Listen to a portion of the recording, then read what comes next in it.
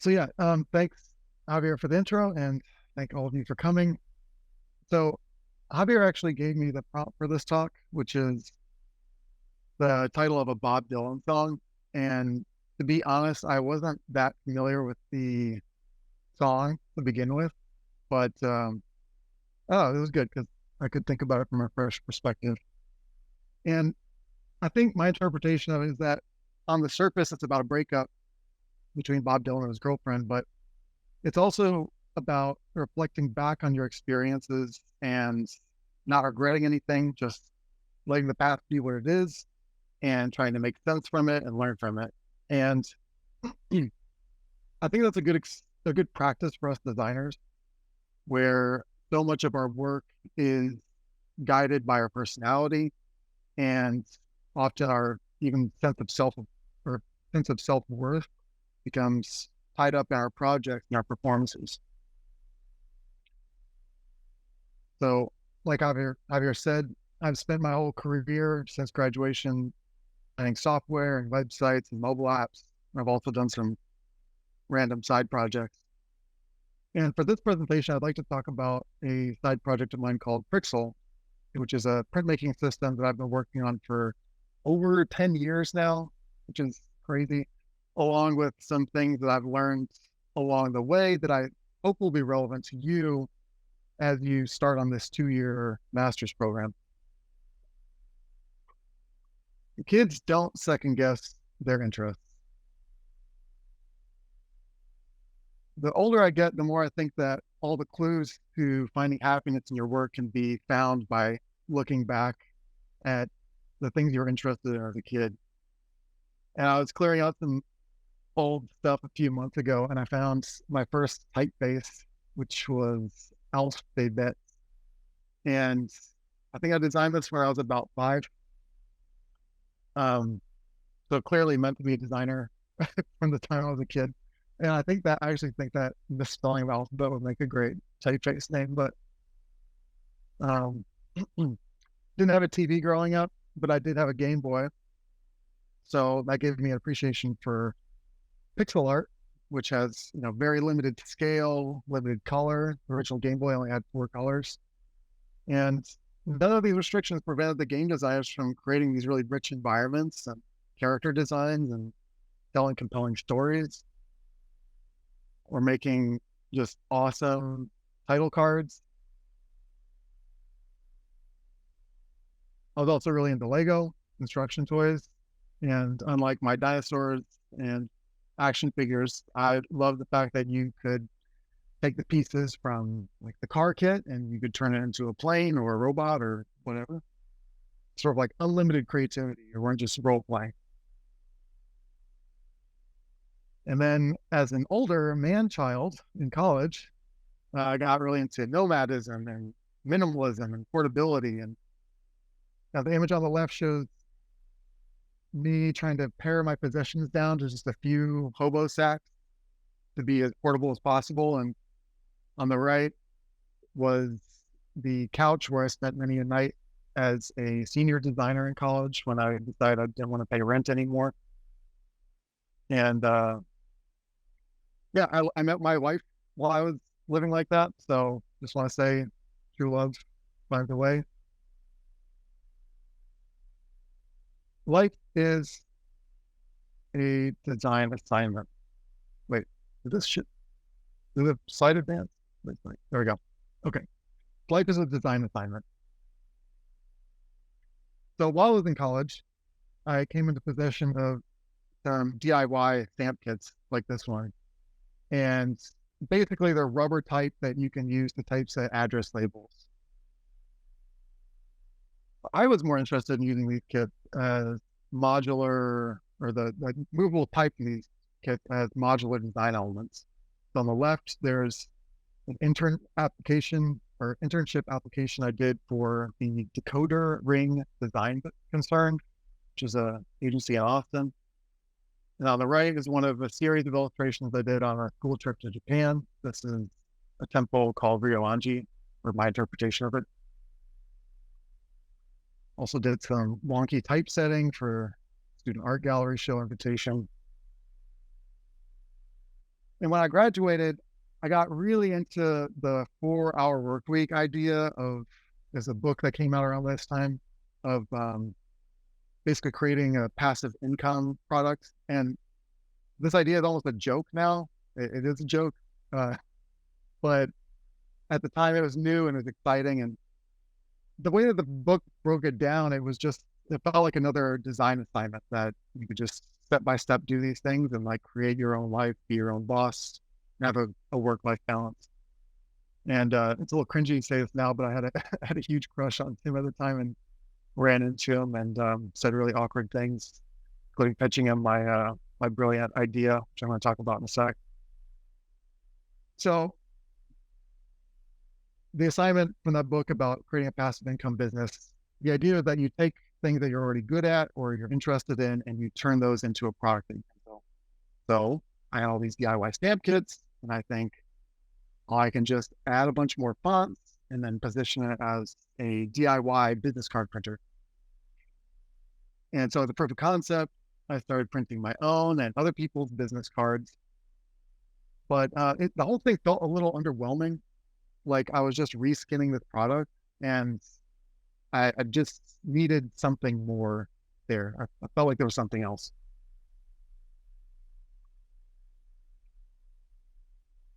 Next slide. Okay. So looking back on childhood, and this is totally one of those things I did after the fact, there were three themes that emerged. Playful. So I wanted something where you can build a fun little print in a few minutes, not spend hours carving a linoleum block or setting 8-point metal type. I want it to be modular. I want there to be atomic units with a fixed scale and reusable elements. And I want it to be portable. I'd done little letterpress printing in college, but I didn't want to make another big, bulky press. If letterpress was a desktop computer, I wanted to make a tablet or a phone equivalent. So about a year after graduating, I moved to New York, didn't have a job, had a lot of free time. So I used that time to make my first Prixel prototype. I'd done a little research and found out about modular, which was a spin-off of Lego that Lego put out in the 70s that was made for architects and urban planners. And I liked it because it was on a 5mm grid rather than 8mm grid. So, going back to the business card use case, could fit more letters in a smaller area. So I ordered some old Lego from Europe, and I started gluing these laser cut rubber blocks to the top of these flat Modulex pieces. And by starting with Lego, it instantly had that playfulness component that I was looking for, that snap feel as you just plug pieces into place. And adding the rubber tops allowed each unit to be more than just a square pixel. It could be any letter or shape I wanted, and I wouldn't be restricted to whatever Lego had created. I got an old type case, and I used that to store all the pieces that I'd made. It's not quite what I was looking for portability-wise, but prototypes were bigger than the final thing, so gave myself some leeway there. The first test I did was making some holiday cards. I also tried business cards, which is the original use case. And these prints were pretty rough. It was pretty hard to get a good print. There were all these little issues where the type would rub up against each other. But even if getting a decent print was difficult, it was still fun. And to just construct a print this way, it didn't feel so finicky like those DIY stamp kits.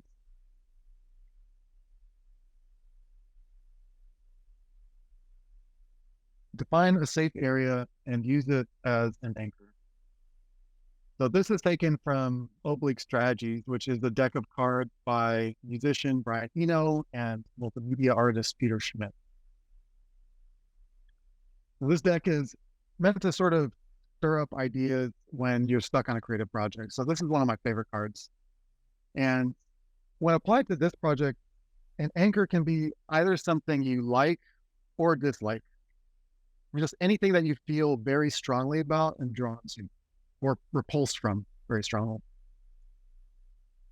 In 2007, the iPhone came out, and one of the things that it did was it did away with the stylus, this little pen that used to come with PDAs and portable computers that were about this size.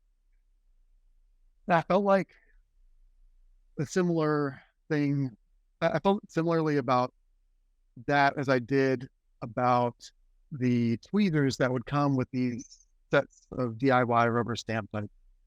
Like it just felt so finicky. And the same deal with letterpress printing. It's all these little bits of furniture and these coins that you use to make lockups and tweezers to set the type, and that's all fine. But I just didn't want to do, fancy typesetting. I wanted something that felt playful. So, no tweezers.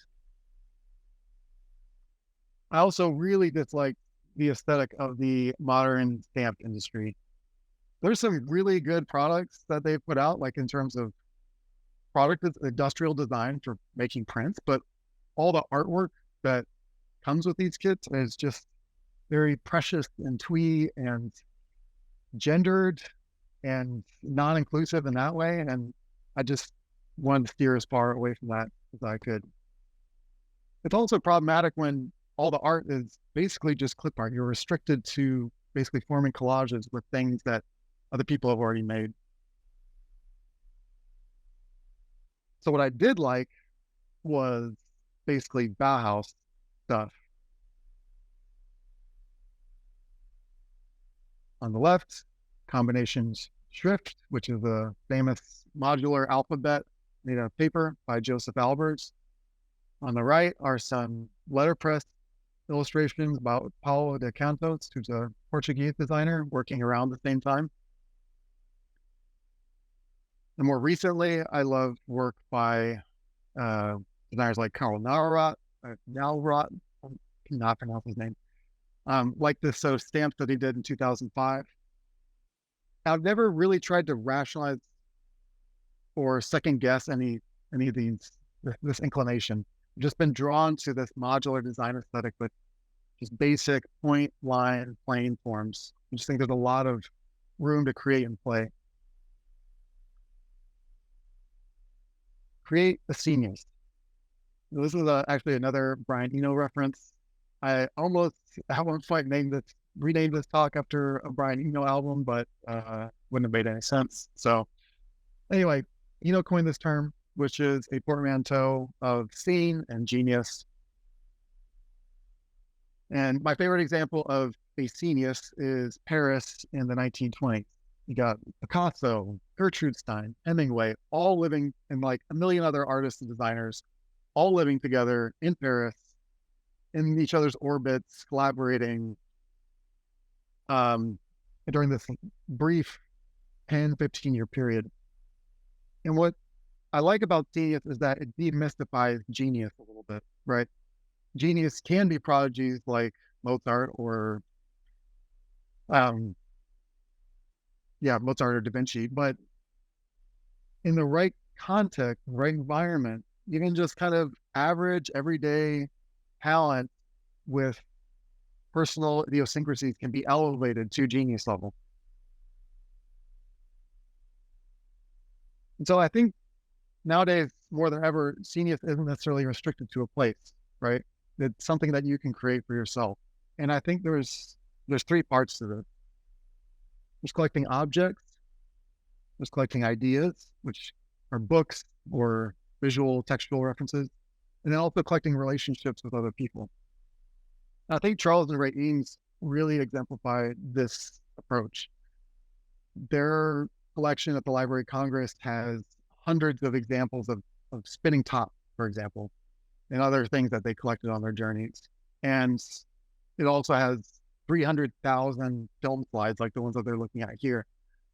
They collaborated with architects like Eero Saarinen, a filmmaker named Billy Wilder, and even designer/engineer Buckminster Fuller. So their office wasn't necessarily in a design mecca at that time. It was in LA. But they were able to create a genius for themselves in their office and in their work. So my genius creating journey started on eBay, buying vintage small printing toys like these. And for one, it's a lot faster than prototyping.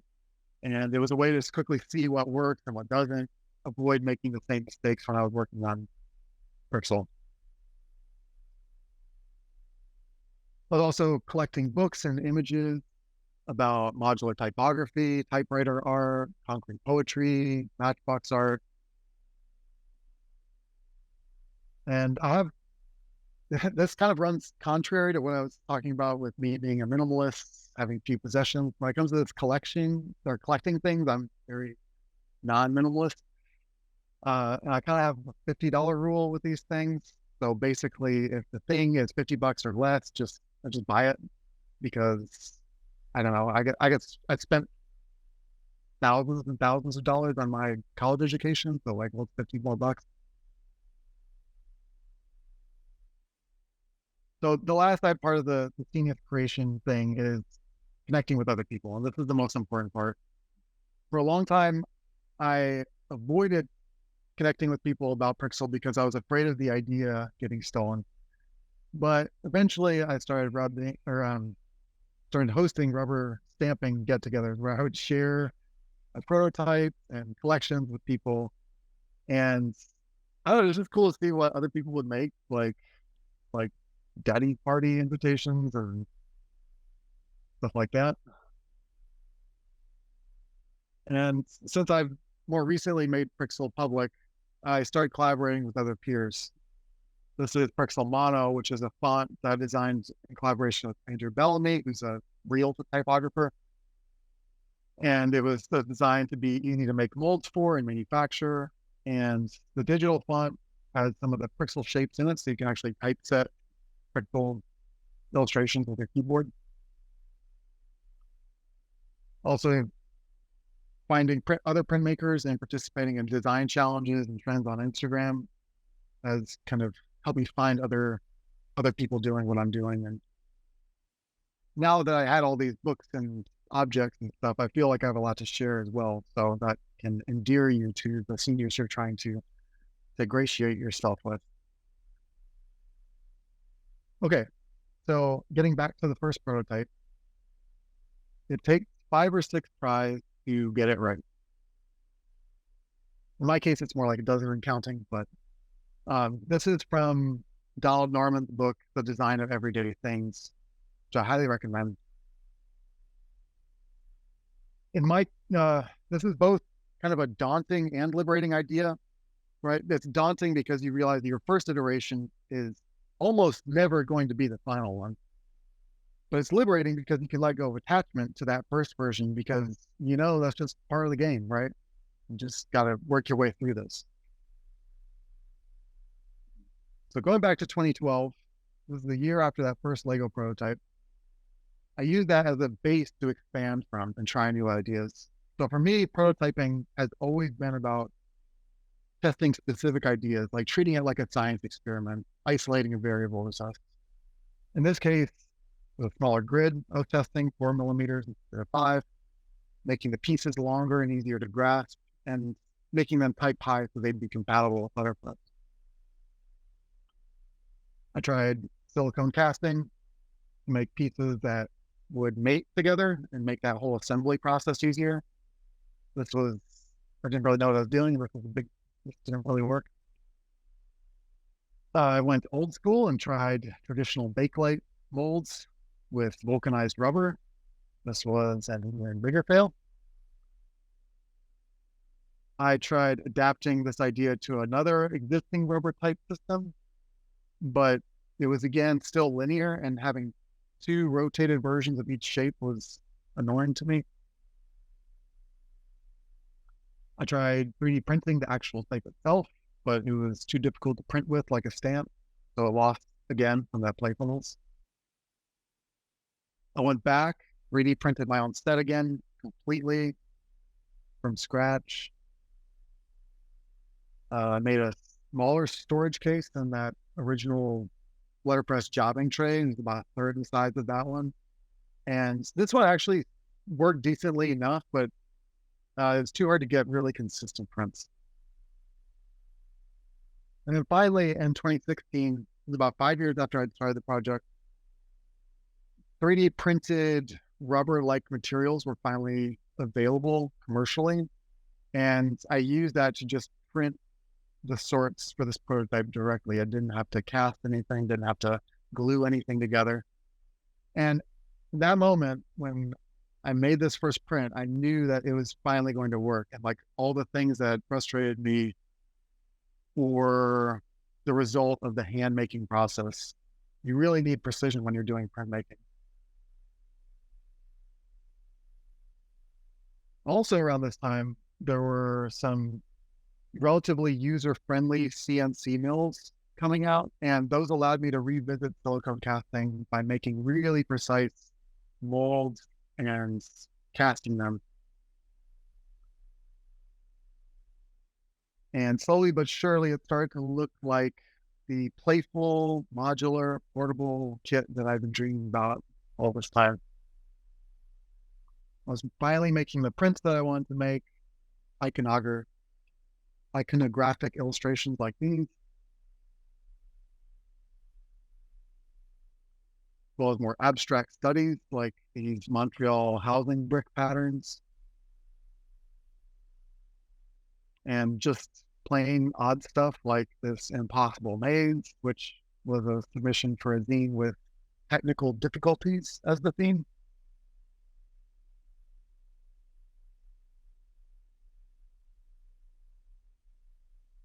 And so over the couple of years, I proved to myself that it actually works. And I felt comfortable enough to start selling a handmade version of the kit publicly. All that prototyping experience over the years had meant that I could make these by hand in small batches without any big manufacturing setup costs. So me and some very kind friends made about 150 of these. I could cast my own type, could mill the molds in thermoform trays,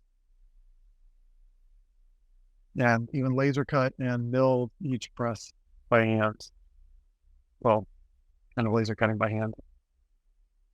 And the same as with the wild rubber stamping parties of before, the best part was always seeing what other people would make.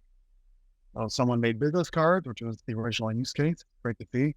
And then there were also completely unexpected things, like when a friend of mine, Keith Iverson, started making these elaborate stop motion animations that were hundreds of frames long. And after another year and a half or so of that, putting it into other people's hands, I knew I wasn't completely insane, or at least the idea wasn't insane.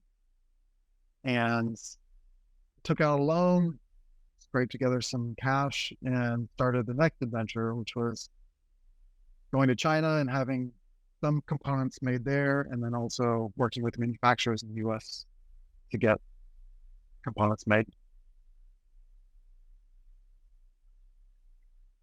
Now, even after all these prototypes, Prixel still feels like it's 5 or 6 iterations away from what I want it to be.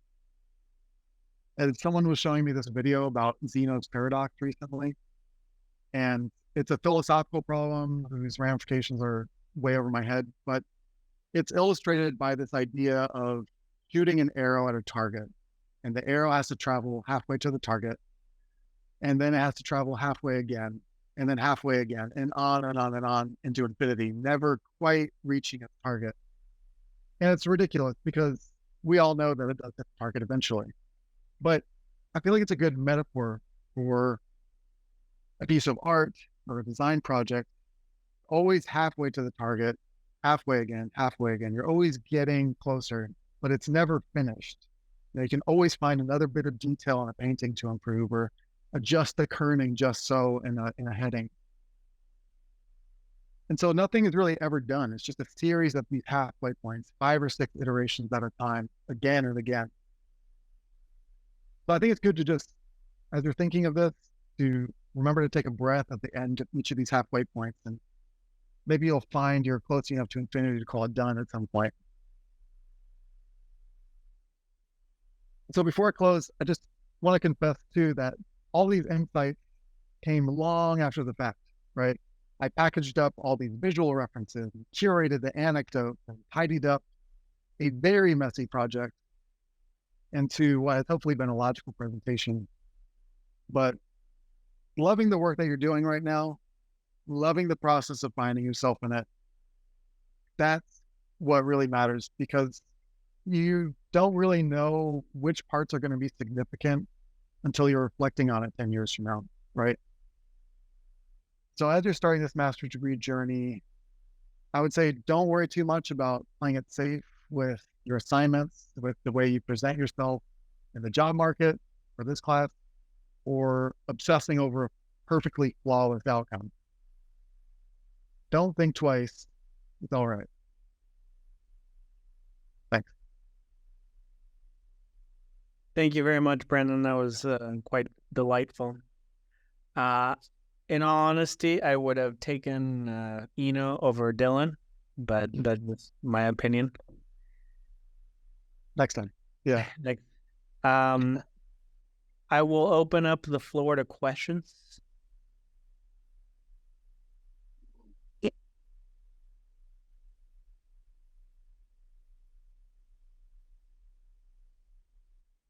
I have a quick question. No. Sure. So hi, Brandon. Thank you for talking with us. I was just wondering about specifically the crowdfunding bit of your venture. Like, can you elaborate more exactly on like just like raising funds for your vision, and like if like there was like financial goals that you were trying to meet, and then how that maybe affected production, because I'm sure like the amount of like kits you could produce, or like the quality, or like the materials used, I'm sure was very dependent on how how well the crowd funding went. Yeah. So I didn't actually do crowdfunding for this press when I got them professionally manufactured. That's definitely something I considered, and I might do that for a future project. But in this case, I just I got in full transparency, there was friends loaned me some money. I had a little bit of money, and then I got an SBA grant, which is the Small Business Administration through the federal government. I got a loan through that as well. Those SBA loans are actually pretty good if you're doing a startup. The interest rates, well, they weren't too bad. They might be worse now, but they don't require the same level of, I don't know, business acumen that a regular bank loan would require. But they do require collateral. So like my house is on the line technically. But anyway, you do it usually through a local bank or agency, and you form a personal relationship with these people, and Sure. they're not trying to put you out on the street or anything. So Gotcha. do you have something that you're Oh no, I've no guidance yet or anything. But it's good to know, like, if I were to go about that process, like, but grant money does seem like probably the most like responsible, and it makes the most sense of ways of doing it if you're like not, I don't know, starting or crowdfunding. Yeah, there are actual that is actually a loan, but there are grants out there as well. Like there's a company called Hello Alice that has, if you're interested in that, you should follow them, because they put out a lot of loans, and I got one of them, or not loans, grants. So it's free money, no strings attached, and yeah, you really don't need a lot to qualify for them, because it's meant for startups, like people who don't know what they're doing. Like, Sure, okay, so, yeah. Thank you, Matthew. All right, thank you. All right, thanks again for doing that talk. It was really great to see that. So I guess I have to ask then, what kind of kept you motivated? What kept you going for the roughly 10 years you're working on this? It's hard to say. there was originally a component of this lecture that was getting a little woo-woo about about finding a sense of almost spirituality in your work, like finding a calling in it. And something about this idea just like I've had other projects that I've worked on and other little ideas for projects and stuff over the years, but like this one just would not let go. Um, I think it just had this right balance of having these just looking cool viscerally, like this Bauhaus look that I'm just sort of obsessed with. But also it was from this engineering side of me was just interested in the problem solving aspect of it. Like it's just a never ending problem to solve. Um,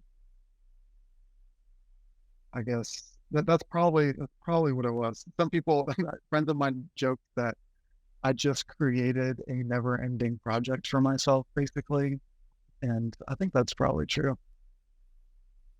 It sounds like a good never-ending project, though. Yeah, Uh, totally.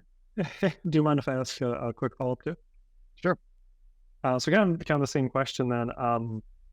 How did you keep other people interested? You know, people who you wanted to have working on this with you, or people you were selling it to.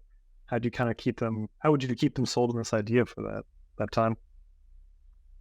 You like who do you think who do you have in mind like that I would be selling this to or keeping interested? Yeah, like you showed people on like Instagram. I think it was Instagram. You Yeah. know, like using it, or people who were working on it with you. Yeah. I mean, I wouldn't say that I was trying to keep other people interested. Like I was saying, I was kind of afraid of someone ripping off the idea. So I kind of tempered my outreach or my selling the idea to anyone really. Um, and I would share things over the years on Instagram and stuff, like little prototypes here and there, but I wasn't really pushing it that hard. And also, um, the ratio of people that I would show it to, that I did show it to, the ratio of people who were like, what is this versus people like Javier who like instantly got it is pretty, pretty harsh ratio. And like, did not, probably like 1 in 5 people were actually kind of like got it. And the rest were like, why would you do this? So, yeah. So to answer your question, I wasn't really trying to sell it to anyone up until recently.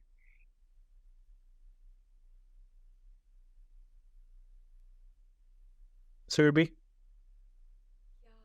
I wanted to switch gears a bit from the business side of it and move to the design part of your project.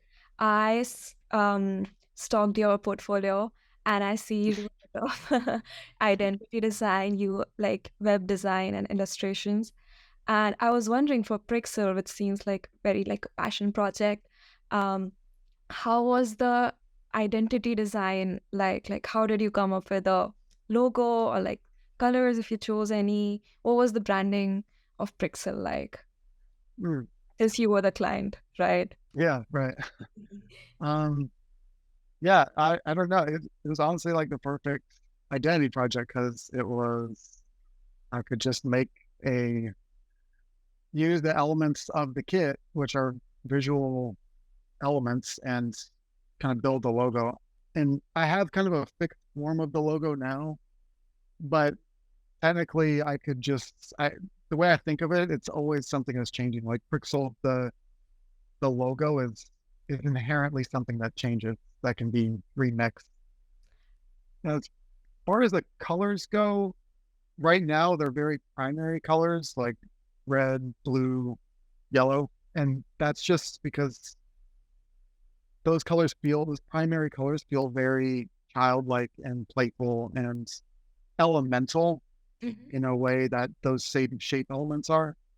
And Bauhaus, I actually found this out years after I'd like made these color assignments where I was color coding like square equals yellow and triangle equals red. I found out that the Bauhaus had done a very similar exercise with their students and come to like different conclusions, but about the color matching. But yeah, it just felt like a very logical association there. Oh, it looks amazing. I just wondered, like, if you were an easy client, or if was if this was something that came in very naturally, smoothly, or did you have to iterate a lot? Current identity makes a lot of sense, even to me. So I was just wondering about that. Yeah, no, it was an iterative process like anything else. I think the hardest part is actually the words that are associated with the identity. Like right now, I have this kind of tagline on the website that's press play. That like coming up with and describing the project succinctly. Like my first iteration of the website said this was a modular DIY rubber stamp printmaking system, blah blah blah. And my wife, who's a professional advertising copywriter, was like, this ain't gonna work. So yeah, I think in this case, it's actually talking about your thing can be really difficult.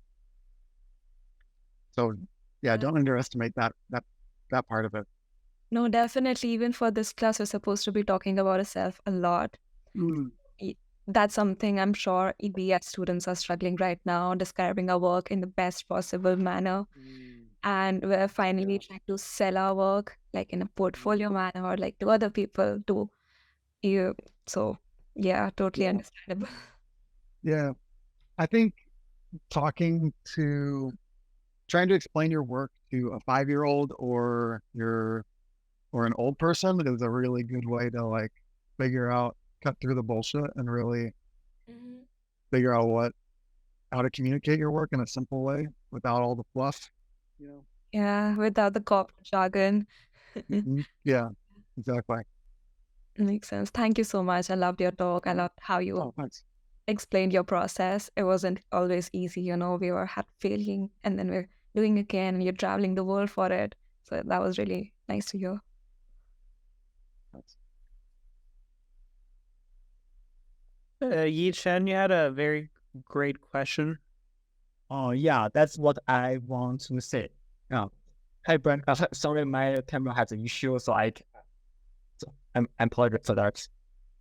Yeah, so let's say, as I saw your project and I saw your work. It's very impressive, and I really like your logo typography. Yeah, it's very interesting and very impressive for me. Yeah, but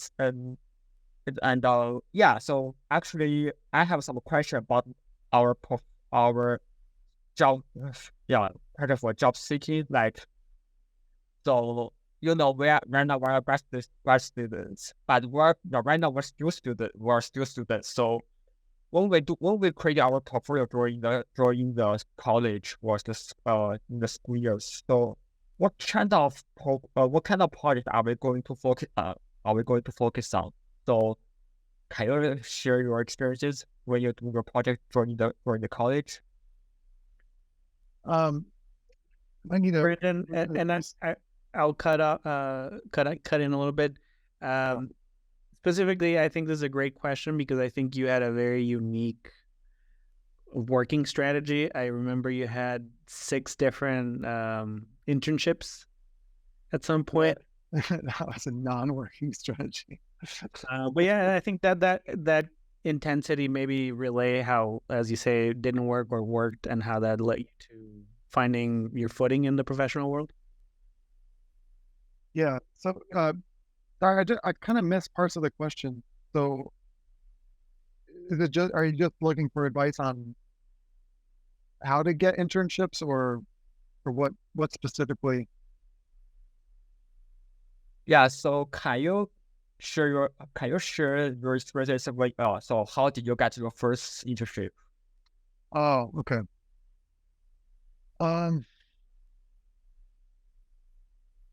Yeah, I did have Javier is right. I had four internships my senior year, and I'll just tell you right now, this is a terrible idea. Like I quit one of them within a month, and I don't know. In the case of the decoder ring, which this is yeah, it's hard to explain. This is where like me buttoning things up afterwards is so convenient. Like I made that decoder ring application, and that actually got me the internship there, but I declined the internship, which is crazy. Um, uh,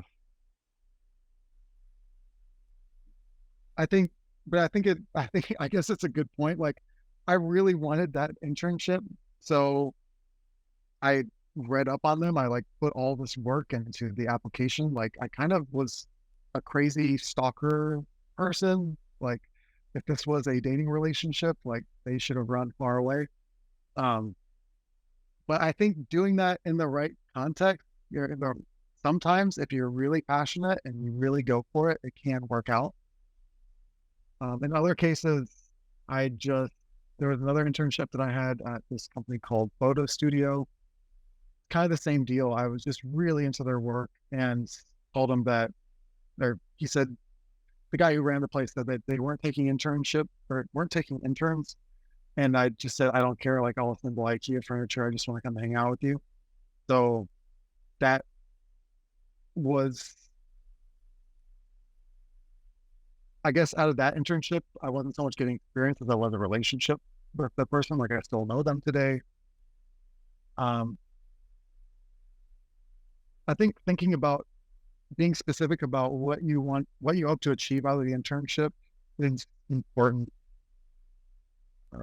because sometimes you're not getting paid, or sometimes you're getting paid like a pittance, and you should be getting something like the relationship or a specific skill or something that's really valuable to you if you're going to put all this effort into working for someone. Does that help? Does that help at all? Or are you looking for more specific tips on? Yeah, well, actually, I think I still have few questions. So, like, Sure. as a like as a designer now. So, do you have any suggestions for current students? What kind of parts do we focus on? So, I don't know what kind of what are we easy to miss during the interview or portfolio, and What's that last part? What kind of? So what kind of part are we easy to miss during the interview or portfolio or when we send in the resume to the company? I think I got that right. So you're asking what to watch out for when you're sending in your resume, and Right. Yeah. Two things that are really easy to do, relatively easy to do, are make sure that your spelling and everything in the email is immaculate. Don't just wing it. And write emails or introductions tailored to each agency. Like, talk about things that you like about them, or some kind of common connection that you have with them. Like, don't send out blast out form emails like spam to everyone you're interested in. That's a really easy one. It takes more time, but it's just it's more worth it in the end. The other thing with your portfolio, I would say, in my portfolio, it doesn't actually do this very well. Like, I'm kind of all over the place. But the more tailored your portfolio is to a particular niche, the better it is, better suited it is to finding a job on a job market. Like, everyone wants a specialist. Like, even if you're going to do other jobs, if you're very good at one thing, people will see that and they'll know that you're at least competent enough to like do a high level work in one thing.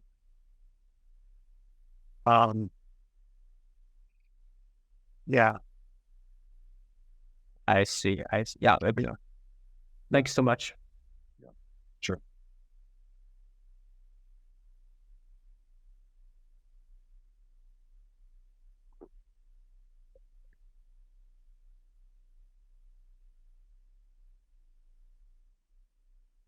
Ishan, are you here?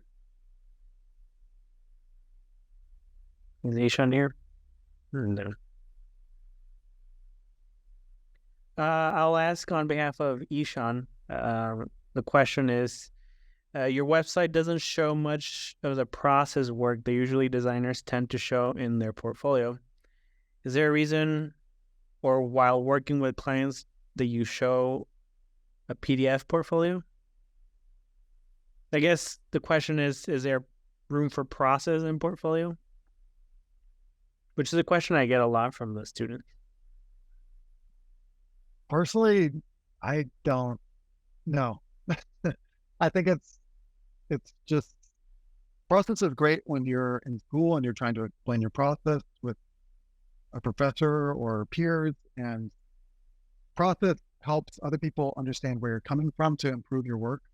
But the work that's in your portfolio, it should be, in my opinion, it should be finished. Like a potential client or someone who's going to hire you, they just want to see what you've done, and you want to present all of your work as succinctly as possible. It's like with a resume too, right? It should just be on one page. Like you have like 1 or 2 sentences per job. Don't fluff it up. Like people scan this. You'd be shocked how little time people spend scanning your website. Like you think people are going to read through all your carefully crafted descriptions and your references to things and your process, but like, no, they're just scroll right through and they make a split-second decision, and that's it. And that kind of sucks, but that's just the way it is. There's always tons of applicants for these jobs. So yeah, and it's also liberating. Like you have to collect all that stuff and present it nicely and worry about that. Just the greatest hit. Yeah, excuse me. Sorry for it. So you mean the process, our project the process not be is not no need to be too specific, right? So but we still but it looks need to show like more complete or more finished. But the process we don't need to add too much detail on that. Is that correct? Yeah, I think so. I My see. opinion. Yeah. Gotcha. Thank you so much. Javier, what do you think about that? I would agree. I think there's there's the UI UX folks, which that's a completely different situation. But on the first layer, you should captivate and entice first, and then you can have conversations during the interview, second interview, about the detail of things. So that's not to say you should be educated in the decisions you took and be able to explain them properly. But that's, like you say, take half a second to determine whether you like something or you don't. It's mostly gut, I would say.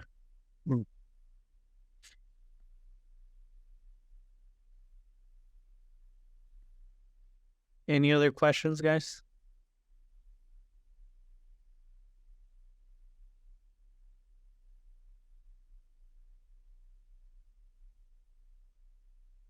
Hi, I'm Pranjal. So I've asked this question to most of my teachers and everyone. For networking, how would you what would you advise if as a beginner, if I want to network across US for designers, and if I want to work under some of them? What would be your suggestion for that? Because honestly, we international students kind of don't have much of a experience or an idea to get involved with with other designers and collaborate or something like that. So what would you say? When you say, are you saying that as an international student, you don't have those personal connections yet that a domestic student might have? Is that what you're saying? Yeah, as well, and I don't really know how to get connected or how to network at a very major level. Yeah. Well,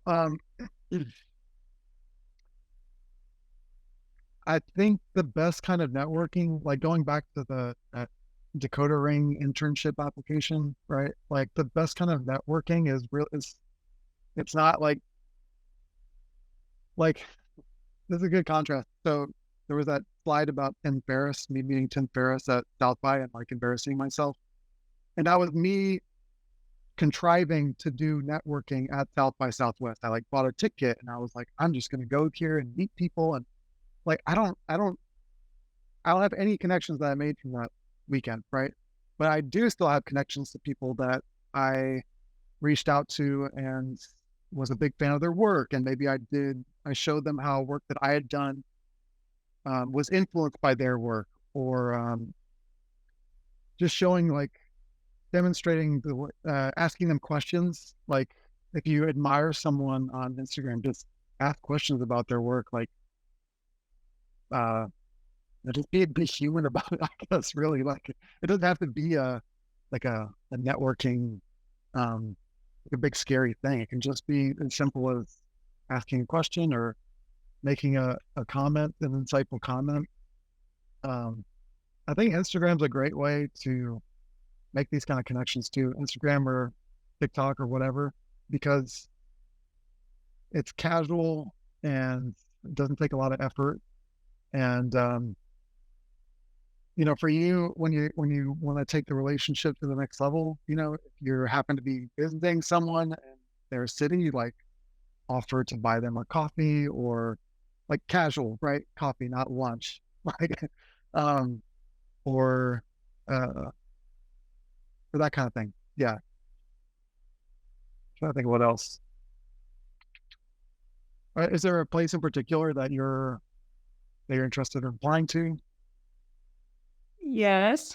I mean, most of my classmates are a fan of Pentagram, Yeah. NBC, and most of the very known agencies. Yeah. Okay.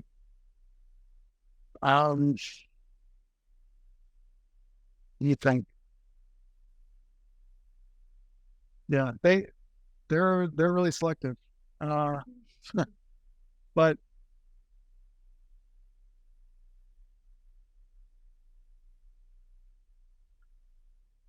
yeah, that would be hard to get the attention of them. I would say rather than maybe then, instead of going after, if you want to really social engineer this, don't go after if you're on social media, don't go after their like main Pentagram accounts. Like find the founders accounts and talk to Paul Scheer, or what's that guy in Austin, Jonathan? DJ Snout. DJ Stout, yeah. Like find the partners and interact with them directly, right? You're never gonna get noticed on their main account. So maybe start there. Yeah. I mean, but your advice. It'll be yeah, go ahead. Your advice, Decoder Ring was sort of a force in Austin. I feel like that's a great strategy to cyber stalking, as I've kind of mentioned, and specificity. Yeah.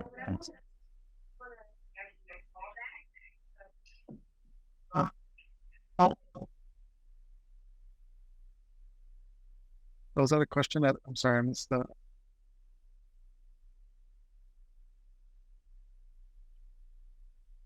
Okay. Are there any other questions? Any good questions? Would you like to? I'm sorry. Go ahead. No, go ahead. Would you like to tell us something about your next project, or if you're working on, or the most recent project that you have worked and you're proud of? Yeah. Right now, my project is figuring out how to sell all these things that I've made. But yeah, the next project is going to be something that's smaller. So right now, these kits that I'm selling, I didn't really do a good job like I knew about the market and price points and all that, but I just was belligerent to it and just made what I wanted to make. And that was kind of a mistake. So now I need to make a product that's under $50 basically to fit in this sort of price category. So the next one I do is just going to be like a little hand stamp, basically, that's more kid friendly, something that a 5-year-old can use. And I've done some user testing with that already. And yeah, I'm excited to see where that goes. And then on the other end of that scale, I want to do a larger press. Even though I was talking about making everything more portable, like somehow this is going to end up being a giant letterpress probably, but if I keep going this way. But yeah, basically making like a press that's better designed so you get more consistent prints and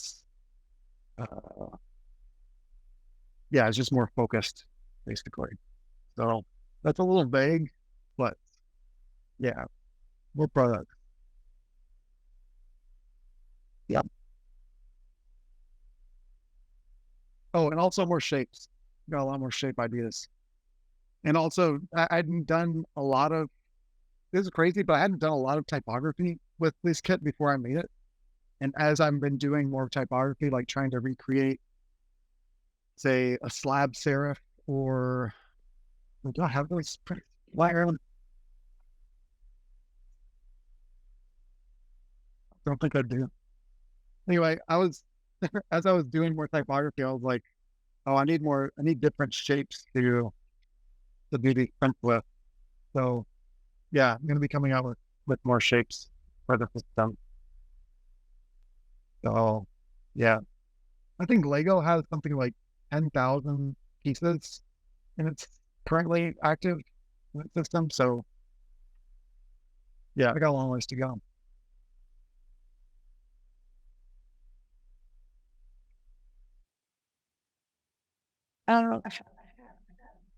Have you ever considered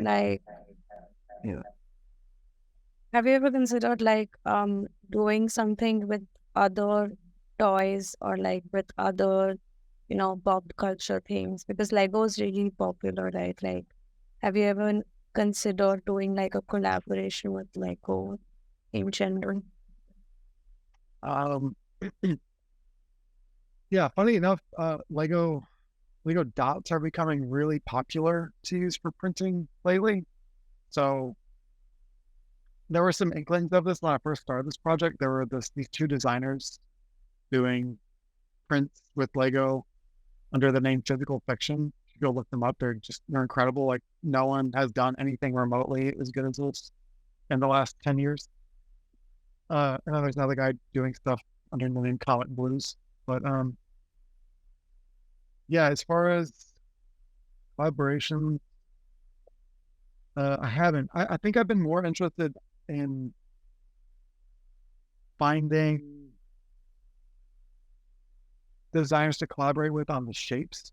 So eventually I want to work with someone to do like a unique set of shapes. Like, I don't even know, like textures or something, like a texture set that's designed by someone who does textures for some reason, or adapt like ornate letterpress borders from an old catalog, something like that.